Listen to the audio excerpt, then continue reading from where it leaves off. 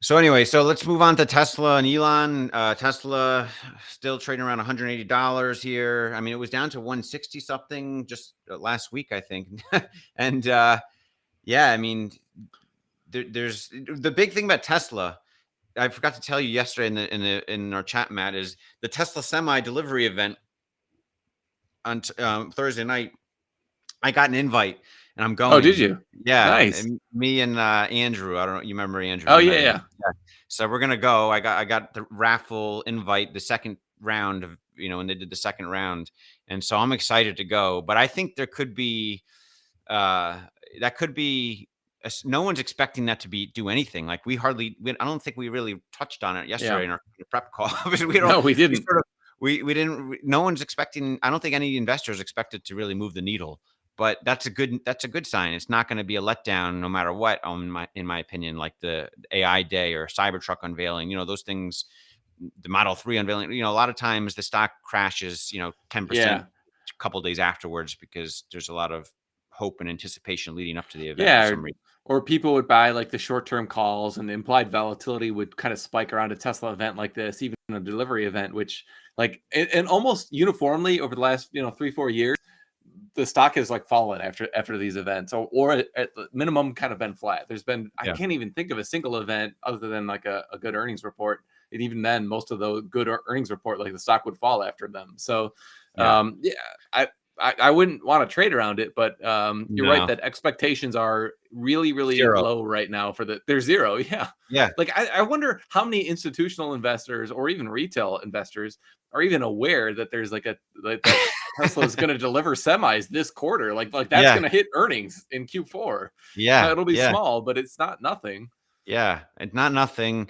And I think it changes the way people look at transportation. Like, I think it starts the process of people starting to understand that, whoa, this electric semi trucks are real. Like, forget what Bill Gates says. He's not right. They're actually legit. They're here. They're being delivered, and they work. And based on this presentation, Elon and the Tesla team gives, they'll show the vision of what they're going to become with autonomous fleets or whatever. The charging capabilities to go 500 miles with 81,000 pounds, already, and that's going to increase over time. I think with technology getting better, but I think the big picture framing of it is it has the potential to make the entire rail industry obsolete. Hmm. Think about it. I mean, trains are a very efficient way to transport things right now. But what happens when you have like a zero, like an autonomous zero fuel cost truck that has millions of miles it can go, per vehicle, and they can drive throughout the night autonomously, and it's much more flexible from point A to point B. You don't need to load things onto trains, load things off with trucks or whatever. I think autonomous electric trucks will displace the entire rail industry. I don't see a need for the rail industry once you have these semi trucks all over the place doing things autonomously. I mean, that's big Yeah. picture. What do I you think? I think that's right, but I think the Elon did kind of walk down those comments. I forget when it was, maybe about a year ago, when he was talking about exactly this, maybe 3-4 years ago. And I think on highways that's right. Like, but Mhm. where you can get 5 semis, 10 semis, whatever, 20 semis, why not? Just like following each other in very short, like you can have them like really hugging each other so that like a car can't actually squeeze in. And you can do Yeah. that safely as long as the lead car has good vision.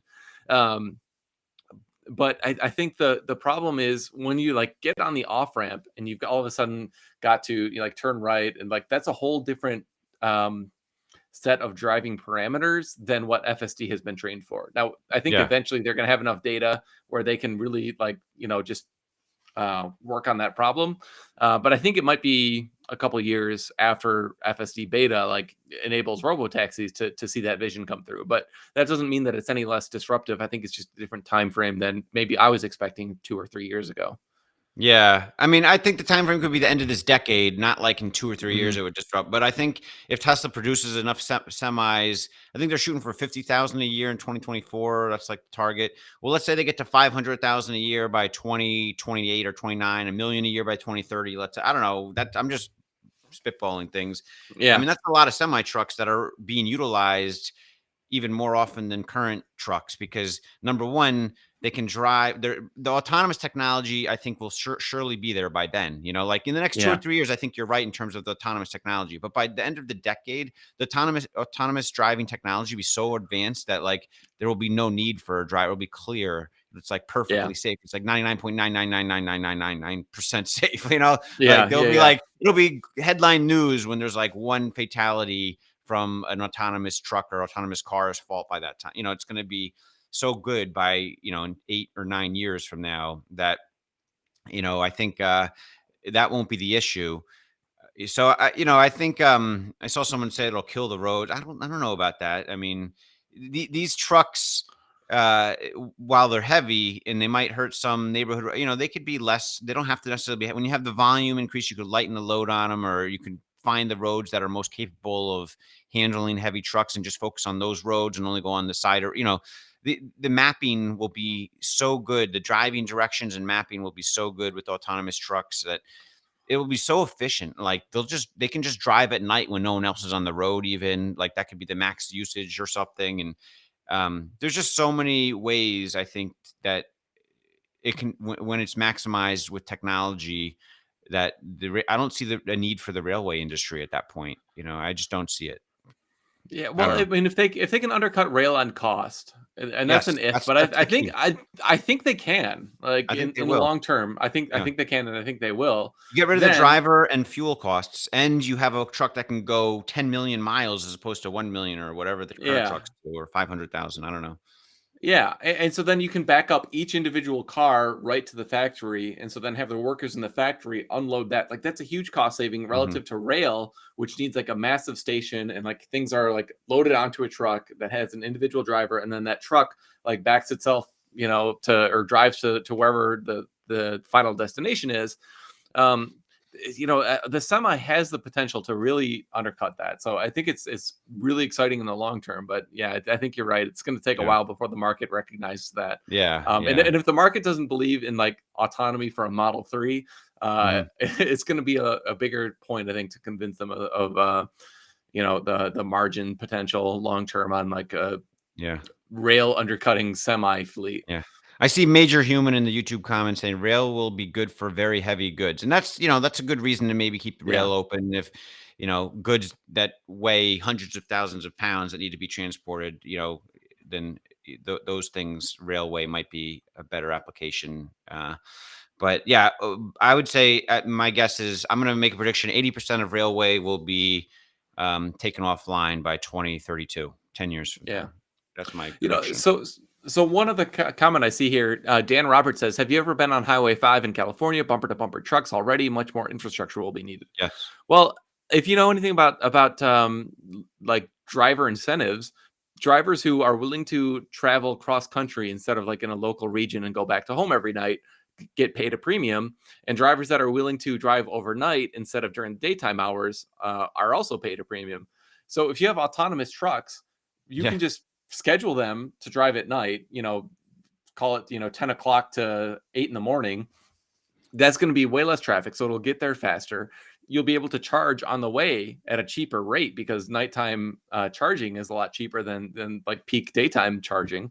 Mhm. So like, I think there's a lot of room to kind of change the economics as we understand them for trucking, and it's a really exciting decade, I think, in terms of Yeah. the technology that I think is going to come to fruition. But What if market does not believe it right now. Yeah, I mean, the cost of running the truck is so low with no driver in it, with no fuel costs. What if you even had like a rule where like if there's a bunch of autonomous trucks on a highway and there's a traffic stoppage because of it, that they're forced to pull over to the side and just wait it out and sit there for a few hours until it lightens up and then they go back on. Like that wouldn't be that much of Mhm. a cost. I mean, sure, in terms of timing, if someone's trying to get their deliveries, but for things that aren't so time essential in terms of delivering, long distances, there's no driver you have to expense for those few hours on the road. There's a lot less uh, friction in trying to be more flexible with the autonomous electric trucks. I think keeping the roadways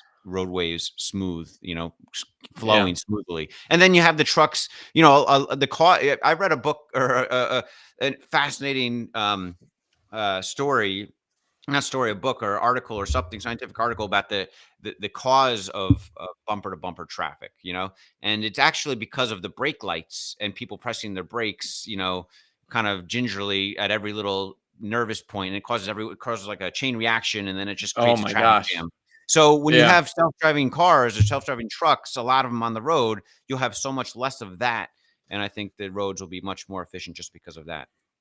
That's actually a really poorly understood point, I think. And it's actually why I got interested in electric vehicles in the first point is like I used to drive very kind of energy efficient, like Hmm. well before, like probably 10 years ago before I was invested in Tesla or anything. But I remember like there was this one particular stretch of highway where like there was an off ramp, but you had to like go maybe half a mile and then go to another off ramp that would slow down to like 25 miles an hour around this curve. And I Hmm. remember like people would be going 75 miles an hour, hit the brakes to go around this one curve, hit the gas to go get like back up to 75, and then slam on the brakes about 5 seconds later just to Yeah. like go on this 25 mile an hour exit ramp. And I just remember thinking, like, I was really deep into physics at that point. What a waste of energy that is. You're Yeah. gaining maybe 2 seconds, probably not, Yeah. on like your trip time, and you are wasting I don't know, a decent amount of gas to do like this braking and accelerating. And I just remember thinking that is so dumb. Like, why not just like keep a bigger space in front of the car in front of you, slow gradually, and if Yeah. everybody followed that same sort of mindset where like you just slow, like you accelerate and decelerate very gradually, you can pack cars much more tightly together. You're not going to have as much jerk, which is like change in acceleration, and that is Mhm. really, to your point, what causes traffic jams. Yeah. It's And not, also the rubbernecking traffic jams. You know what the term rubbernecking for traffic jams is? no, I You don't heard of it? know. What is Oh, that? I don't know if it's like my grandfather told me or something. I don't know. It's an old generation thing. But basically, right now, when there's like a police car pulled a motorcycle over on the side of the road, or there was an accident on the other side of the road, then everyone on the side that's fine slows down instinctively to turn their neck and create that little rubber Oh, yeah, yeah, Hey, yeah, look, yeah. and so you're not gonna have any of those slow down traffic stops, when you have a lot more autonomous cars, because not everyone's gonna be, rubbernecking to turn and look what's going on over in the other highway, so Yeah. yeah. Oh, that's been, I can't tell you how many times I've been in that situation where I'm like stuck in traffic for 45 minutes, and then like you finally get, and there's like no lane closure or anything. It's just like the other side of the highway and people Yeah, are just yeah, doing yeah, this. It's so yeah, frustrating. So, yeah, yeah. yeah. The So future's looking bright. it's looking bright with traffic, I think, yeah. So yeah, I mean, and the big presentation tomorrow night is Neuralink. I'm excited for that too. That's not going to affect Tesla, but it will get an idea of Elon's state of mind, I think, a little bit if he's there presenting with them. So it'll be, and I'm very curious about Neuralink anyway. The future of humanity with Yeah. Neuralink is huge. So that's exciting. We don't really cover Neuralink on this podcast, but we'll talk about it from time to time. If there's something crazy revealed tomorrow, I'm sure we'll talk about it next week. But the You can FSD have a beta. banana smoothie to celebrate. Bananas. I will have a banana, chocolate peanut butter banana smoothie, I think. Yeah, All that's what right. I'm gonna have, like the monkey, the monkey was drinking Yeah. that ping pong. Out of a tube, just Yeah. yeah. Yeah, that sounds like a good treat. So, uh the next the big thing on our list is the FSD beta wide release, right? I mean, that's Hmm. huge.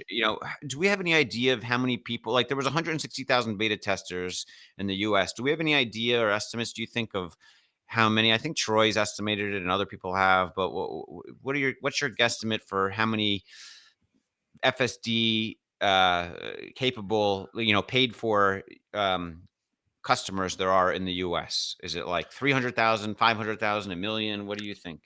Yeah, so the kind of number I'm working off of, and we don't know for sure, but what seems to be right based on the deferred revenue balance that we've seen, as well as kind of the previous history of like uh, deliveries and the implied take rate over time.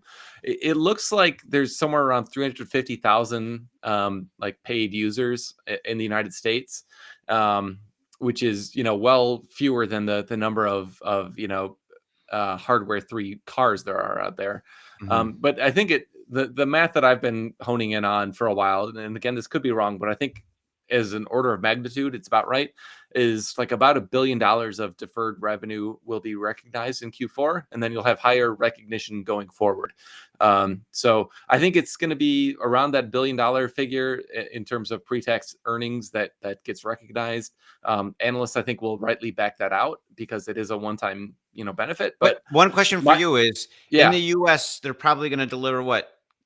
In the quarter 4, maybe 200,000. What do they deliver in the US? I don't track the 200,000, geography skills. So 150,000? 150 somewhere in that range. I Okay, don't know. Two, 150,000 in the US Q4, best case 170 or 80,000, let's say. I don't know, but let's say 150,000 in the US.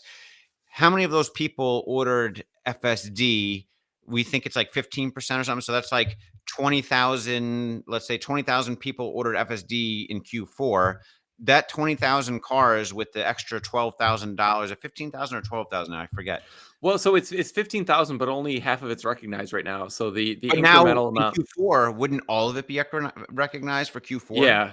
So that'd be an incremental $150 million, somewhere in that Mhm. range, Yeah. with the numbers that you just pointed out. So I mean that's not It's massive not in the grand nothing, scheme of things, but but I think it'll the catch attention the of analysts, I think.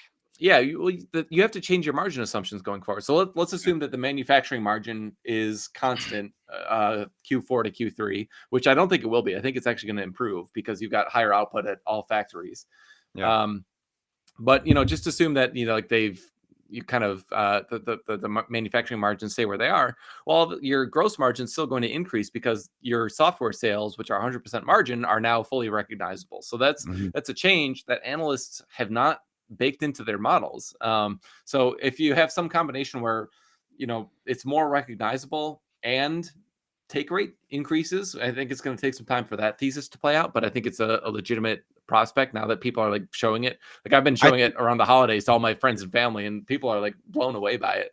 I think Um, take rate increases in Q1 and Q2. Like, if it's 15% now, I think in the US it increases to 20 to 25% in Q1 and Q2, just because, like you said, more people are showing it to other people. That's one thing. That's another thing is people now know if they buy it, they're going to get to use it right right. away. They don't have to buy That's it a and wait an indefinite amount of time and be like, I don't want to pay for this. Who knows when it'll be ready? Now they know I buy it, I get it, like instant yeah, gratification. And so I think you'll have a take rate much higher potentially, because that could be as high as 30 or 40%. But I'm just saying conservatively, I think 20 to 25% Q2, Q3 in the U and Q1, Q2 in the yeah, US. And then the other like minor addition is, I think tailwind to help take rate is you have the Inflation Reduction Act, which doesn't directly tie to full self driving, of course, but because people are going to get this extra rebate on their car back, they can justify spending up on an yeah, option they wouldn't have otherwise spent on, in my judgment. yeah. And that might be marginally, I don't know, maybe an extra 2 or 3%. I don't know, but altogether, I think it's at least 20 to 25% in Q1, Q2. Yeah. Q2 at the latest, we would see that, but I would think we'll see a substantial take rate increase, and what do you think about that? So I'm not modeling anyone, and part of the reason I guess is because I was assuming a take rate increase in years past, and it's like the opposite happened. So I'm a little bit Yeah. like scarred mentally from being a little bit too optimistic about that. Yeah. Um, but the other thing is, I've heard some anecdotes about people who bought FSD, and they've been put in like a queue or a wait list, and so I don't know Mhm. too much detail about that, but it doesn't seem like, at least yet, that people are getting it like right away like that. Mm. So, and on top of that, there's maybe a 3 month backlog. So even if Yeah. let's say like somebody, like I show my brother today, he says, "Wow, that's Yeah. really cool. I want to buy it." It might take him 3 months to take delivery, and Yeah. then I don't know what Tesla's policy is going to be at that point. Like, are they still like slow rolling the FSD Yeah. rollout? Let's And say if they Q2, are, Q3 then next year then. Q2, yeah, Q3, with the delayed rollout of all that, but I think the take rate increases substantially when people know if they select that option, they get to use it within 100 miles or whatever, within a week of driving their car, and the Tesla insurance score is not terrible or whatever, then they get approved. And they know, if they know that is going to happen, I think how many people have decided not to get it because of that, in not knowing when they'll get it, like there's probably so many, like I've had so many friends and family members in the last like year, who got Teslas and like, I don't know, should I get this FSD Beta? And I explain it to them. I'm like, well, it's really a good deal because in the future you'll get to use it. But it totally puts them off when I'm like, Yeah. in the future, they don't know like when in the future. I'm like, I don't really know, but sometime I think it'll be next year, but it could be 5 years from now. We don't really know. And they're just like, nah, I don't want to Yeah. do it. But if I could instead say, yeah, you should do it, you're going to get this cool new feature I use all the time. I bet at least half of them would have selected to pick that up. Like it just Yeah. makes a big difference when you're selecting, making the decision. Oh, and I remember my old boss actually bought it like 4 years ago or something like that. And I was like, "Well, like, what do you think about it?" And he's like, "Oh, I haven't tried it." And I was like, "What?" Like, and Yeah. I've heard James Dalman like make some similar comments about when he's looked at the statistics of like driving compared to the number of vehicles out there. It seems like there's 10% of the drivers who are doing 90% of the miles, and 90% of Yeah. the drivers hardly ever use it. So Yeah. I think it may Yeah. take some time. I'm not. I'm hesitant to assume any change in take rate until Tesla actually starts pushing FSD. And right Yeah. now, I think they're really cautious because like it still does dangerous stuff. We were talking about snow last week and some of the issues that it has there. I think there's still enough cases where it doesn't make the right decision, where Tesla doesn't want to push it aggressively. But I think Mhm. when they get to the point of comfort where they're saying, okay, now it's really safe, it actually like beyond any shadow of a doubt, it improves driver safety. Then they're going to start pushing it, and I think when they do that, like one of the things we've been talking about for a long time that they could do is just like give every single Tesla owner like a 60-day free trial. And I think Yeah. a very high percentage of those drivers will say, "Oh my gosh, this is amazing! I can't live Yeah. without it. I'll Yeah. pay $300, $400 a month for this subscription to FSD Beta." And when they do Yeah. that, I think that's when the transformation of the financials I think will take place. Yeah. And the safety statistics are gonna tell the story. The results will speak for themselves. And this is a big boon for the safety statistics ramping up in volume of how many miles are being driven with FSD Beta enabled on the car versus cars that don't have it enabled, and how many deaths or accidents happen. I am a big believer that the vast majority of accidents are preventable Yeah, if you weren't look if phones were not able to be used. Doesn't mean no one should be able to use a phone in their car. I'm saying, but FSD Beta, when it's being used, it pretty much eliminates that risk of looking at your phone. Because if you're still people are still going to look at their phones. You're not going to be able to stop that. And so when FSD Beta is enabled and being used, when people are looking at their phones, well, guess what? The car is going to stop for the kid crossing the road, yeah, that you otherwise would have ran into with looking at your phone, or the car is going to stop for the car in front of you that stopped abruptly to stop in front of a deer while you were looking at your phone. So yeah. there's going to be the results will speak for themselves, and that's what I'm excited for too. Yeah, I think that's true. I mean, like just anecdotally, my wife does not have a Tesla. I was driving her car the other day, and like something just caught my attention on the side, and I was looking at that for a second. It didn't seem long at all, and all of a sudden, I Yeah, realized the car in front of me was slamming on the brakes, and so I like panicked and like yeah, really had to slam on the brakes. And it's like that sort of thing just doesn't happen in a Tesla, like no, especially when you're on FSD. Like yeah, a 2 second, lapse in your judgment is like yeah. not penalized in a You have Tesla, kids and it fighting in the back really, seat or whatever, tell them to calm yeah. down. Yeah, that happened to me once a long time ago. So yeah, all those things will be prevented. Yeah, when you have Yeah. the full self But driving. it's so funny how the commentary is the reverse though. It's like, oh, like occasionally like the Tesla will like be jerky in a lane, so like we've got to ban it. It's like, no, Yeah, that's so dumb. it is dumb, very so. And Elon, I mean, he's such a big magnet for bashing and criticism now. I mean, I feel for him. He's really sacrificed his life to become this magnet of criticism and bashing for the better of society. Like he's trying to improve the world. He's not trying to make himself rich to like live on yachts or whatever. He's clearly a different breed of species of some sort. He's Yeah. he's motivated differently, and he's quite capable. The most capable engineer in the world, and marshal of resources. I mean, what an incredible person to have in civilization, and yet he gets so much, you know, adversity thrown at him by all. I think it's all the people's toes he's stepping on. He's stepping on so many toes of so many industries now with Twitter and the media, and And it's picking fights really with Apple and picking fights yeah. with Apple now. I mean, it's going a little too fast for me. I put out like a tweet yesterday, like, "Hey, maybe slow it down a little." Rome wasn't built in a day. Like you're making a lot of progress, but things get irreversibly, backfire could be irreversibly damaging if it's too strong. Like if Apple suddenly Yeah. shuts down Twitter, then that's going to be hard to come back from at this point. It's going to really put Twitter into like a long winter for a while. So yeah, I mean, Elon, I love what he's doing. I fully support him. He's way smarter than me. I think he knows what he's doing. I trust his judgment, but I hope he's taking a look at the big picture as well, and knows that maybe some of his goals can be accomplished if he does things a little more methodically and Yeah.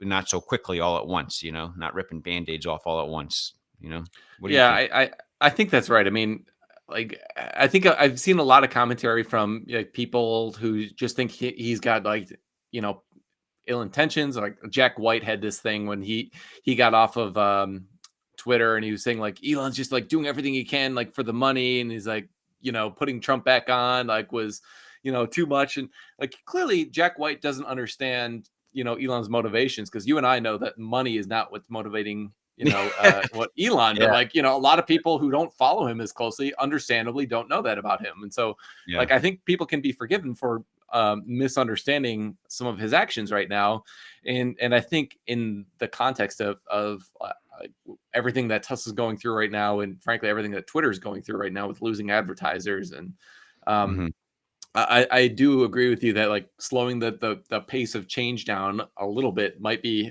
a little helpful, or at least like being somewhat more mindful of his tone. yeah, Being a little bit more diplomatic, I think would go a long way right now. And hmm he seems to have no interest in diplomacy. yeah. And so part of that's probably his Asperger's. Part of that's probably just that like He's very he's got the principled. bigger picture in mind and is Yeah, very principled. And so like if you're fighting the like the like the bad guy, you want to just take a principled stand, but yeah, that's causing a lot of collateral damage, I think, right now. And so I think it would be nice to see if he was just a little bit more cognizant of that. yeah. Absolutely. So we'll keep an eye on that. I like what I'm seeing with Twitter, though. I think it's progressing in the right direction. And yeah, like we talked in the beginning, maybe Spaces will be a target to improve soon, which will be exciting. And there's just lots of exciting things to do with Twitter as long as it's still available for people to use and not taken off Google and Apple's app stores. And then we'll all have to be like on PC computers going onto the internet site for Twitter and won't be able to use on our mobile devices. So it's I'm sure yeah, I mean the Tesla phone, I don't think that's happening. I don't think so either. No, Yeah, I he doesn't like want to do that. I think that was a strategic thing. Like, oh, like of course if Apple is like tries to pick a fight, then That's worst case, yeah, worst we'll go case. like nuclear on them.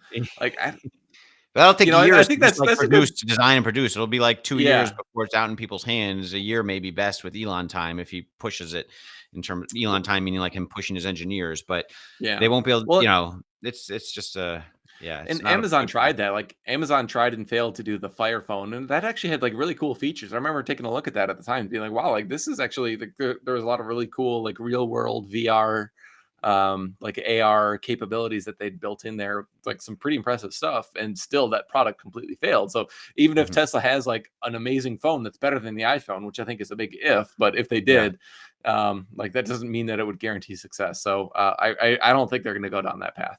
yeah, yeah. He can't do everything, he's gotta pick his No. battles carefully from here, I think. I was listening to, it reminds me of that song from Notorious B.I.G., "Mo money, mo problems," like, and it's true, like, I Elon's getting bigger and bigger, and he's getting more and more problems, and Tesla investors, as we see Tesla grow bigger, not just Tesla, but as we Elon's, influence on different industries grow, then there's more and more problems that Tesla gets caught in the crossfire on. I mean, you have, Yeah.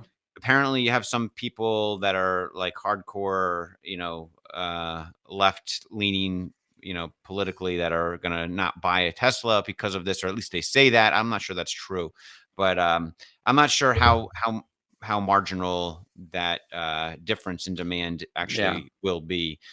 I'm suspicious of it being more than a few percentage points in total demand, being decreased or something. But some people speculate it could be like 10 or 20% of demand decreased or more, if you're alienating half Yeah. the I country.